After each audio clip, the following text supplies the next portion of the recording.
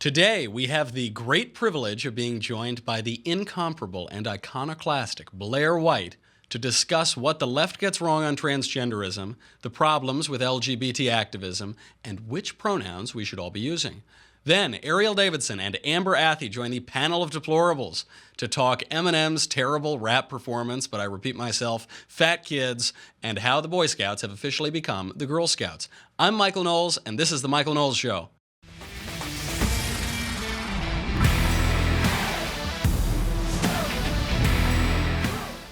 Blaire, thank you for coming today. We have you in studio, which is excellent. Studio. Now, this is a total coincidence, but it's probably just providential.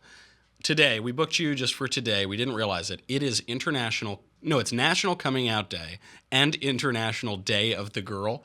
That is a tremendous coincidence. Well, it's a good thing you brought the girl. That we brought the girl. We have the girl in studio. Now, for those of you who don't know Blaire, I would be surprised if anybody doesn't know Blaire at this point, but check out this video.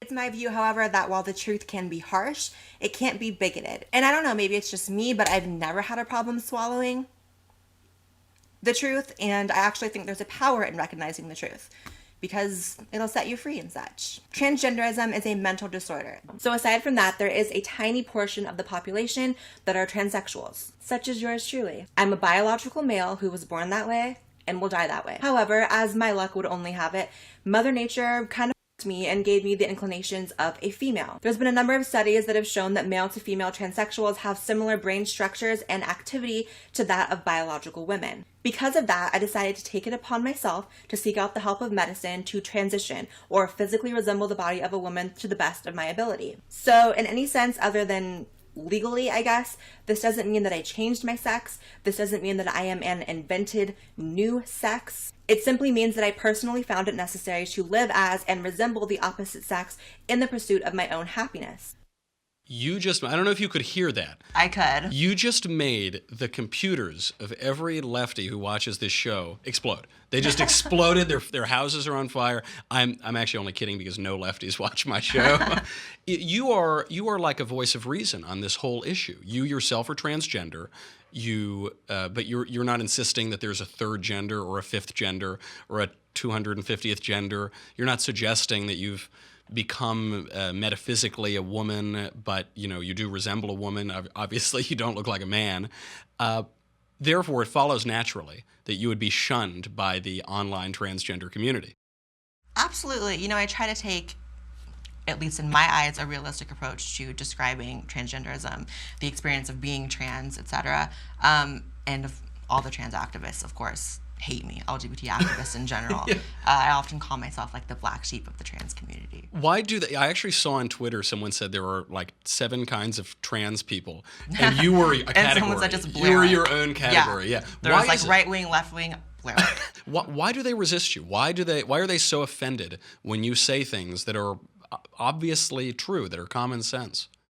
I just think there's a particular narrative that is acceptable at this point in time, and anything else diverging from that is just hated. It's hate facts, as they call them, yeah. Absolutely. The whole topic of, trans being a mental disorder, that's literally just a fact. It's just a definition, yeah. It is. If you want to be more precise, gender dysphoria is, but transgenderism is the state of having gender dysphoria. So for me, it's kind of like, I don't know why that's such an inflammatory statement, because people have all kinds of disorders. People have anxiety, depression, OCD, autism, everything. So I've never understood why it's so terrible to say that or admit that. But and to say that I'm a man, I was born a man, I have the body of a man, but there's something in my psyche that makes me think that I'm a woman, makes me identify more as a woman, makes me want to be a woman. What is so hateful about acknowledging that reality? Nothing. And the thing about it is that when you lay it out that way, it actually helps people who maybe would not understand trans people understand. Mm-hmm. Right. The whole problem with trans activists and the trans community is they don't bridge the gap between the right and the left. They stay on the left and they only adhere to those talking points. When in reality, than Caitlyn Jenner. Caitlyn Jenner is the one who voted Trump, right? Yeah, but still probably not the best spokesperson. Fair enough. So still not doing it the way it should be done. But the thing about it is, when it comes to this whole topic, everyone just talks past each other and no one gets anything done. So I prefer to leave the emotional arguments out of it when it comes to trans stuff, because it makes more sense to people on the right, and those are, my people as well. You know what I mean? And other than would you call yourself on the right, or? Yeah, for sure, and that's why I feel like I'm a bit more understanding of the right's difficulties understanding trans people, and that's why, really, other than me, you mentioned Caitlyn Jenner. There really are no other people doing shows like this and doing right-wing shows and really bridging that gap and able to communicate to those people. So. And was your family right-wing? I mean, did you come from a Republican family, or are you the political black sheep of the family? It was half and half. My mom's side was the liberal side. My dad's side was the conservative side. So that made for an interesting dichotomy as far as growing up trans as well.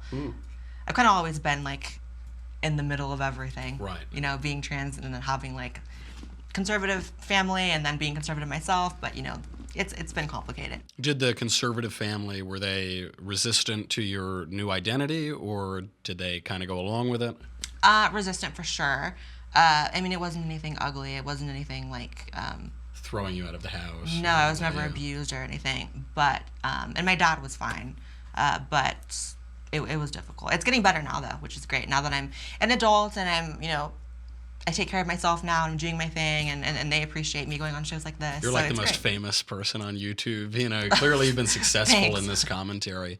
This brings up the right-wing resistance to transgenderism, to the movement of transgenderism, to a lot of the activism that comes out of it.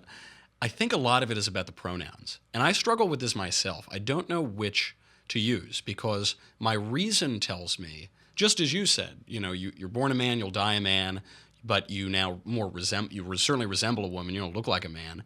So my reason tells me it would be objecting to reality to say she.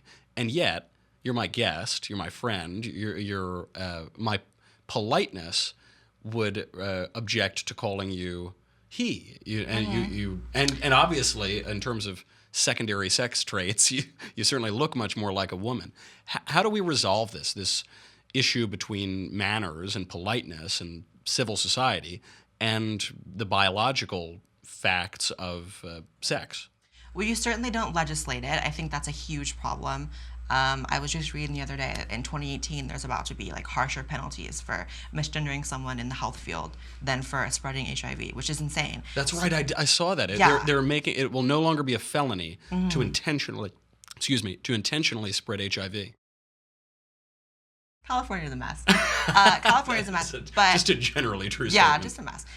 But again, you don't legislate it because that turns people off, and it also makes trans people a liability when they become employees. No company wants to hire someone who is potentially a lawsuit. You know what I mean? So that's a problem. And that's another thing.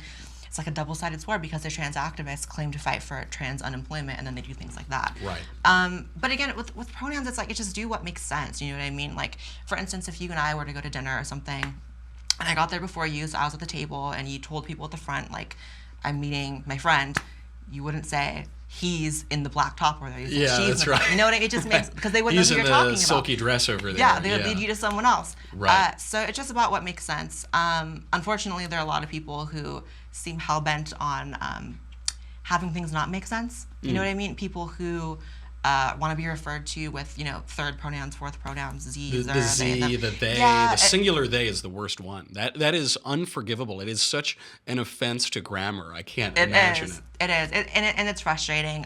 For me, when I'm in those situations, I just don't hang out with people like that. Yeah. If I'm around them, I'm not going to be intentionally rude or anything. But I would prefer not to hang out with someone who has like that high of expectations for a normal conversation with them. Right. It's kind of annoying. But other than that, just do what makes sense. Is there a worry that the pronouns kind of give up the premises? So in the pronouns, in any polite society, you would just say she and her to refer to you. You identify as a woman, you look like a woman, just go with it. But is there something to worry about that in that premise, by granting the premise that one can change biological sex from male to female, from him to her, that we're giving the left a premise from which many of their arguments will flow, even if it's not a correct premise? Does that make sense? I didn't say that articulately. No, it makes absolute sense.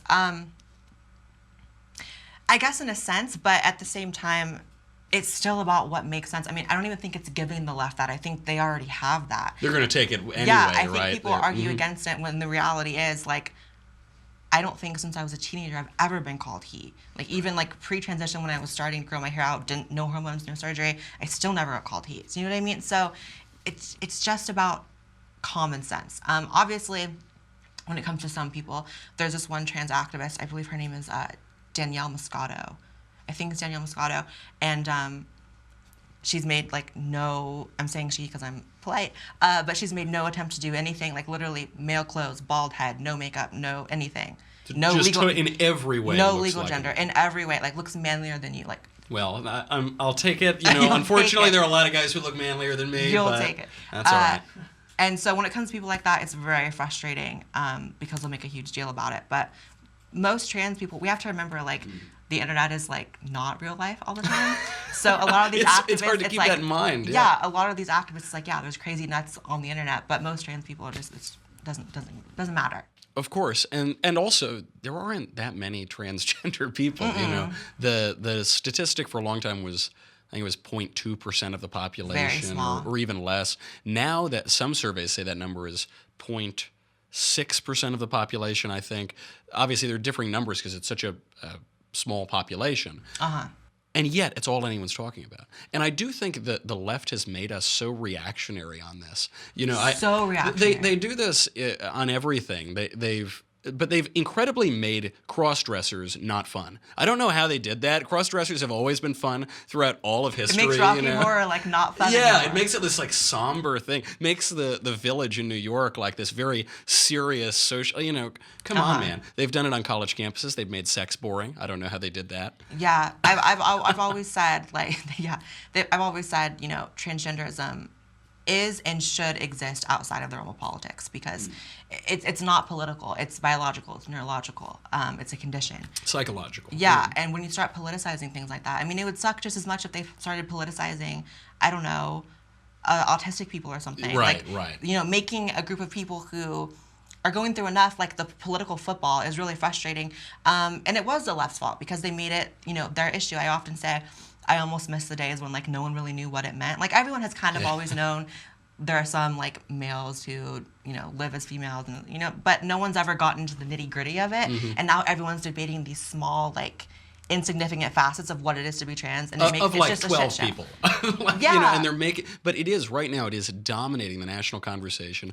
All we're talking about is bathrooms. You know, actually, fortunately, since President Trump was elected, we're talking about like jobs in North Korea again. But before that, we were only. But it was just bathrooms. Yeah, there was just only bathrooms. That's the national. Why is that? What about 2017? Our culture, left or right, makes this relatively minor issue dominate the national discourse. Right. I mean, first of all, I always say I don't like to be expected to suspend my knowledge of how the real world works to have these conversations because I've never had a problem using any public bathroom. I've been in the Midwest, I've been in Michigan, I've been in California where it's super liberal, and it's like I've been in Texas, I don't have an issue. Right. Most people I know don't have an issue.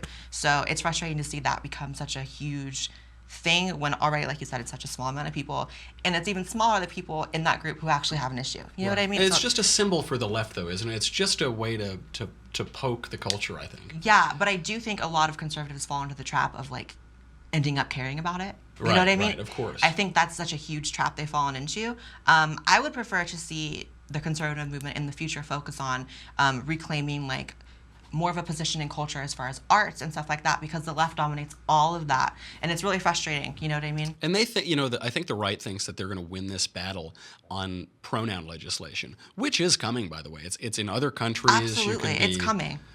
Yeah. So that they are going to do that, and obviously we have to fight back against that. And I hope the right wins. I hope the right wins on that. I mean, they're going to focus on this bathroom legislation, but really, that's not where.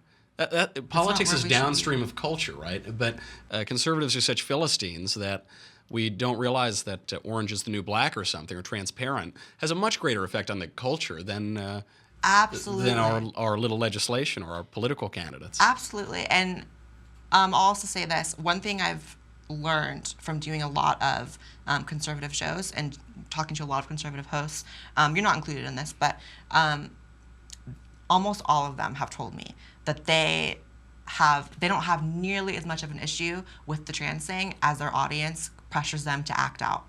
In the sense that it's almost like it's just become a talking point. And it's become, being pro-trans or anti-trans, it's just a talking point at this point, and people are forgetting, that it's not that huge of an issue.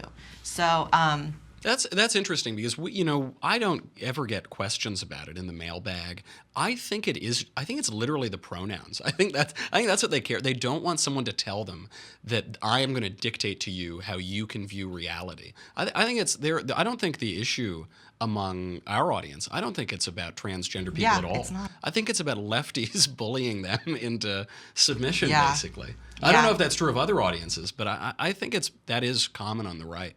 I think it's true. If the left would let it up, they'd say like, "All right, man, for the 18 people who have this affliction, Yeah, it's just become do what you're gonna do." Yeah, it's become such an unnecessary war. But then it gets to the point where it is necessary. So. That's it. Yeah. Now, so getting to you, we've talked about politics. There are a gazillion excellent videos on your channel that people can watch about this. But getting to you, you haven't had an easy life. You've had personal difficulties. I wouldn't share this if it weren't public, but you made a video that you were raped as a teenager. Obviously, transitioning and this gender dysphoria has to be psychologically stressful. And to add on top of that, all of these lefties hurl insults at you all the time on the internet. Yeah. What keeps you going? What keeps you motivated? Is it a religious conviction? Is it a sense of mission, political mission? I guess just the fact that despite everything, I really love life. Like, I really love what I'm doing. I made my transition happen for myself. No one paid for it but myself. I've always, up to this point, pretty much gotten everything I've wanted because I've worked for it and I've made it happen for myself. I'm just like in a really good place in life. And I really love doing YouTube. I guess a lot of the emails I get from people saying that, I'm saying things they could never say. Right. And, all of that kind of stuff really keeps me going as well. And, I have a good family, I have good friends, an amazing boyfriend. Life is good, everyone goes through stuff. It's just about choosing to overcome it or live in that, Do you think it's that, though? I mean, you have every reason to have a victim mentality. You've got this difficult issue by nature of your birth. Then you've had these other issues come on. But you haven't chosen to be a victim. No, I think that's... Why not? You can cash that in. There's a lot of cachet in this culture. Cash in. I just think that's not a healthy way to live. I think, being self-serving is good, but when you're doing good things. When you're being self-serving in the sense of just feeling pity for yourself and expecting things to be handed to you because something may have happened to you in the past, it's really gross and unhealthy. That's not a way I want to live. I prefer to, work hard, strive for my goals, be happy, be in love, all of that stuff. I much prefer that. Does this come from any kind of religious point of view? Is it some traditional point of view, or did you just stumble on these very profound guides to life on your own? It just comes from nowhere. It just comes wisdom being spun by Blaire White. I've never been religious, but I think actually now that you said it, it does come from my dad's side of the family. Hard work and never feeling sorry for yourself and just getting what you want was always something instilled in me from that side of the family. I think it just stuck with me. It's just how I was raised, I guess. It's that good old American civic religion. Right. Absolutely right. Right. Hard work and not pitying yourself and just going out there and getting really famous and making a bunch of money. That's the American dream. American dream. Now, all right, I could talk to you all day, but we have this excellent panel of deplorables that we have to bring on. And listen. Let's do it. I know you want to listen to the panel of deplorables. Blaire's going to stick around for the panel. We have to talk about all of the important political issues like Eminem's stupid rap and fat kids and the boy now Girl Scouts. But you don't get any of that unless you go to dailywire.com and subscribe. We want to thank everybody who has already subscribed. You help us keep the lights on. You let me polish my Rachel Maddow glasses. It's a really good life here. But for those of you who haven't, you got to go over there right now. It's $10 a month, $100 a year. You get me, you get the Andrew Klavan Show, you get the Ben Shapiro Show, yada, yada, yada. I know. But wait, there's more. the leftist tears Tumblr. This is, every time I go out in public, I carry on my phone a little Blaire White video, a little commentary video. I take the lid off my Tumblr and I just collect them, and they pour down like I'm in the center of the Amazon rainforest.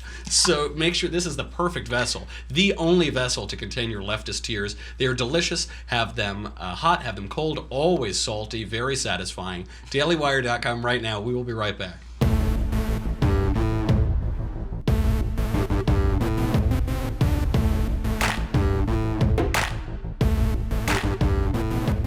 Panel, thank you for being here. We have Erielle Davidson from the Hoover Institution. We have Amber Athey from the Daily Caller. Ladies, welcome and happy International Day of the Girl. What a privilege to have you here. We have to talk about this very important news today. The rapper Eminem belched some gibberish about Donald Trump last night at the BET Awards. Let's hear it. Wait, how was I gonna start this off? I forgot. Oh yeah. That's an awfully hot coffee pot. Should I drop it on Donald Trump? Probably not, but that's all I got till I come up with a solid.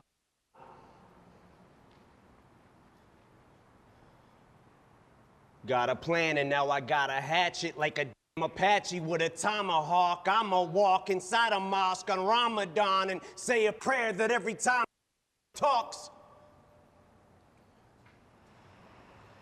she gets a I'ma stop.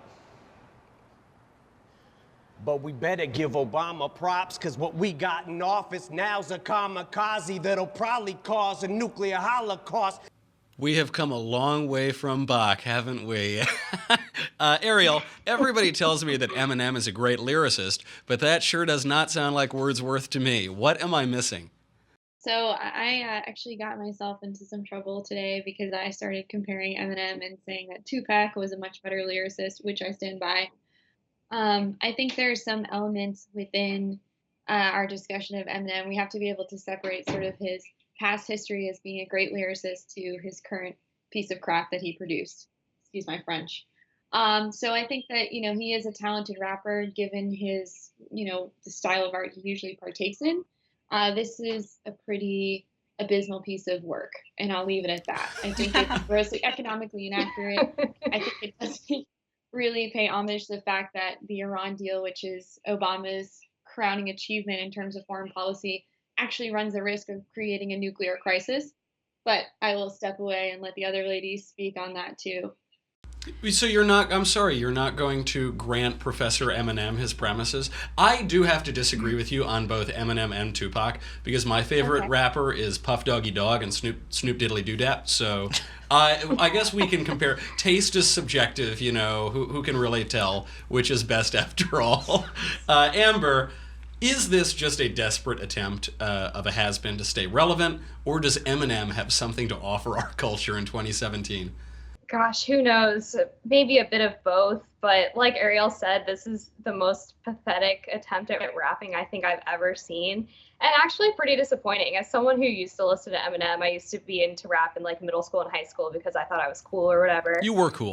He has, thank you, I appreciate that. A lot of people would disagree with you, but he had some pretty disgusting lyrics in his time. He talked about throwing women in the trunk of the car and driving them off bridges and raping women and stuffing them in the closet. So for him the best he can come up with is throwing hot coffee on Donald Trump. It's a little disappointing. I think he can do a lot better. Yeah, where is his vicious thuggery? It really was lacking from that last night. Blaire, that is an excellent point that she brings up. Why does the media give this guy a pass? He said horrible things about gays, about women, and yet I noticed that none of that was present in their coverage of this today. Right, they're so picky choosy with who their little pets are. What's really interesting, I was watching The View this morning, and Joy Behar was, first of all, her voice is grating, but second of all, she was talking about how he's so brave for speaking out against the president, and it's like, in what world every artist, every celebrity right now is speking out against the president? Brave. It's like so gross. Courageous. I know, it's amazing. Gross. And the thing about it, like, the freestyle was trash for sure. My boyfriend told me this morning, apparently he had 2 albums recently. Didn't know that. I guess they didn't do well. And then he also, I think when George Bush was in office, he said he wanted him dead or something. And he got like investigated by the FBI. It's just as courageous as Yeah. Michael Moore. Yeah, I haven't bought the latest Eminem CD either. I think I loved the '90s; they were great, in 2000s, but just leave them in the past, man. Let's move on to the future. Yeah. Speaking of the future, there was a new study out. A new study that shows the greatest health crisis afflicting our troubled planet, and that is fat kids. Obesity rates among children and teenagers have plateaued, apparently, in the UK at 10%, 20% in the United States. The U.S. currently pays $325 billion per year to treat all of the negative health effects that come as a result of that. Now, in Asia, North Africa, and the Middle East, child obesity rates are skyrocketing. Blaire, the world is so prosperous that for the first time in history, the health problem is that our children are too fat. They're too well-fed. Once we finally perfect the sex robots, will our culture just wither away from too much luxury? Probably. That's so heartbreaking to even hear. I went to school for nutrition for a while, so that kind of like hits home. It's really sad, you know. I consider it child abuse, honestly, to have an obese child like at that young of an age. That's child abuse for sure. And Amber, does this finally put an end to all these stupid fads? As Blaire mentions, there is a little bit of child abuse perhaps going on, but we always hear about how terrible GMOs are and trans fat and gluten and yada, yada, yada, and they're supposed to kill us. And yet, we're like the best fed people ever and we live to be 100. Will this finally put an end to all of the nonsense and the kale and the avocados and all of that? No, probably not, because unfortunately food is politicized too, to the point where the left sort of takes like the GMO and environmental organic issues and tries to make it a political talking point. And then another part of this that I think is political is this talk about like plus size models and healthy at any size, and you can't fat shame people. And to me, as someone who used to be overweight, I think that's so disappointing because, like, no, you shouldn't bully someone for being overweight. But I think it's good for people to know that it's not okay. It's not healthy for you to be 300 pounds at the age of 12. And maybe you should do something about it to change it. And really the only person that can change that is yourself. You can't expect society to just accept that as healthy or okay. Blaire, I know you're a really strong advocate of the anti-fat shaming movement. Isn't that right? No. It is interesting how a lot of this is done in the name of supporting women, but supporting this message of healthy to any size, et cetera, is actually, it hurts women. You know, women don't want to be fat. Women want to be beautiful. That's part of, you know, the nature of women is to be attractive and be desired. That's scientific. I'm just trying to be attractive and desired too, man, but I guess to less success. Say lovey. I'm sorry I cut you off. Right. So it's like I said, in the name of women, but it's lying to women as well, which is frustrating. Erielle, Andrew Clavin has pointed this out before, that, you know, they say we live in decadent times, or call it dawn to decadence, you know, but decadence is very good for the elites. And we're all elites today, aren't we, in the United States, in the developed world. Is this a sign of our decadence? I mean, the fact that we don't have to worry really as much about starvation as we do about overeating. Where does a culture go from here when it's so luxurious and so well-fed in so many ways? You know, I think it's a sign of decadence, but I also think it's showing sort of the primacy that technology has started to place in our lives. You know, you don't really need to get up in order to get things physically. We can just order things on Amazon now. You don't need to, you know, there's no impetus to step outside and play with your friends. Now you can just play video games or enter virtual worlds. This is the next step that Facebook is taking. So pretty much in order to get anything you like, you don't really have to do much to get it. So it's sort of like you can just sit on your couch and engage and you pretty much get what you want. It's a very strange phenomenon, but I think technology has a lot to do with it.